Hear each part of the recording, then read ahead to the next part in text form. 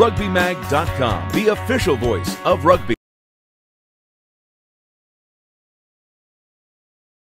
Hey everybody, this is Alex Goff from RUGBYMag.com with the latest edition of PRP Weekly.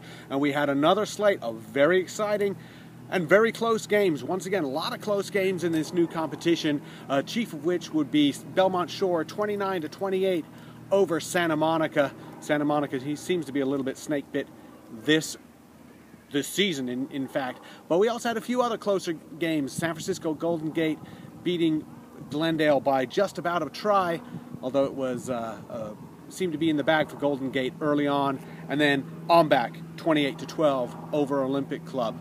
Well, very exciting. We wanted to check in with some of the players from that oh-so-tight Belmont Shore versus Santa Monica game. We were talking to try scorer for Santa Monica, Alan Gibbon, also a little bit of comment from Ed Pitts, their center, and also Junior Patu, who is a football convert to rugby and who was player of the game. We were pretty happy with how we played the second half and really finished the game off, but the coach was very, very unhappy with how we played in the first half. We gave them a lot of possession. We didn't hold on to the ball when we had the ball, and we ended up defending for most of the first half. But the second half, we scored 4 tries.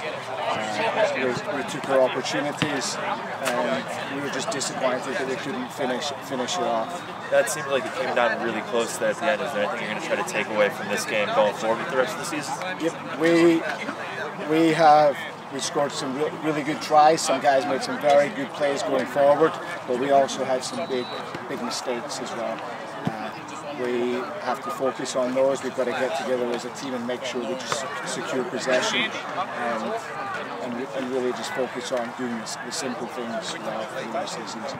I like how we started. We came out playing pretty well. We got up on them, and in the second half, they came back at us and they were able to come back, and I think they took the lead. But I was happy with how we finished. I think we punched a try in with about 5 minutes left. Took the lead, and Santa Monica kept coming, and we were able to hold on though. But it was tight till the end there. Bit of a difference, much more improvement in the pack in terms of set piece and delivering that set piece ball for you, which seemed to get you on the front foot in the first half. Yeah, the forwards, they worked hard this week in practice on getting that good clean ball. We have good backs, and if we get clean ball, I think we can get running. So I was happy with their performance, and they, just at the breakdowns, they were working hard all game. How long are you playing rugby? This is going on my second year. First year. Okay. So football was your first sport? Yeah. Excellent. So how you find it? How you like it about it?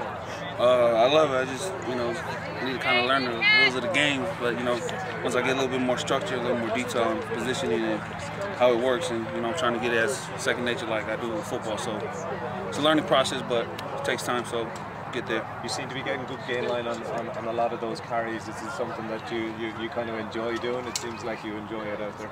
A little bit. It's one of those things that something has to get done, so I don't mind taking it. But like I said, it's just one of those things. It has to get done. Feels good a little bit, but it feels good when you get the W. Well, that's what some of the players had to say about their game. Let's check in with Pat Clifton to see what he had to say about this week's action. Guys, thanks for joining us for another week of Pacific Rugby Premiership Talk. This week, I want to focus on Belmont Shore's big men. Shore is out to a 3-1 start, a great start here in the Pacific Rugby Premiership, largely on the backs of some guys like Ed Pitts and Mike Teo and Peter Seo, some of the well-known backs for Shore. But Belmont's also got some big guys doing a lot of work. You're looking at some of their clips now.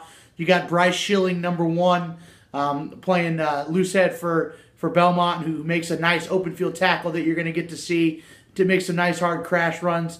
Number 3, maybe the biggest of all the guys we're looking at here, is Jacob Grubbs, the tight head for Belmont.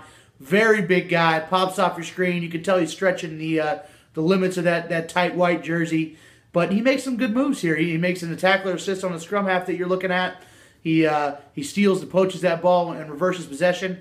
And he shucks off a couple of spare ribs on his way to a try, too, after a nice Bryce Schilling run.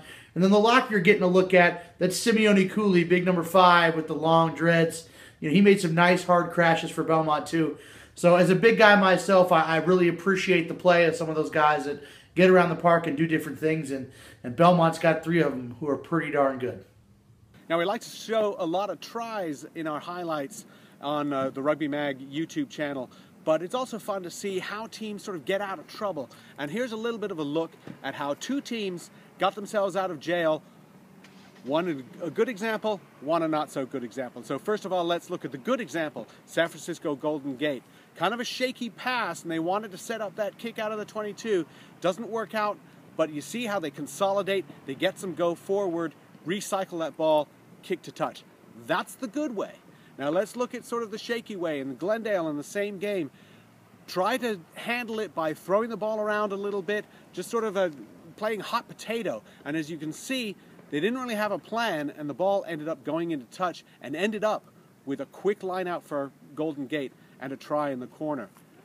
There's a good way to do it, and there's a bad way to do it. And a little bit of impatience certainly cost Glendale. Now let's look ahead to what's coming up this week in the PRP. Well, first of all, we'll be seeing the fact that San Francisco Golden Gate has a bye. So the undefeated team, the team at the top of the table, they're not going to be playing this week. They're going to get a much-needed rest. So we will see who can gain some ground on them. Chief among those would be Belmont Shore and Ombak. They're playing each other. They're 2-1. Winner will be 3-1, and certainly a lot closer to Golden Gate. Glendale still has a shot too. They'll be playing Santa Monica. Santa Monica is 1-3, but they have a ton of close loss bonus points. Talk about that in a second. And so Santa Monica is certainly not an easy win. And then Olympic Club against Denver, 2 teams that have yet to find a victory this season. Talk about close bonus points. Let's look at the standings. There have been 12 games so far, and half of them, 6 of them, have garnered close loss bonus points. Pretty incredible. And in fact, the average winning margin for all the games so far this season is only 8 points. We figure we're going to be seeing a few more close games as we come up to round 5 on the PRP Weekly. For Pat Clifton, this is Alex Goff from RugbyMag.com.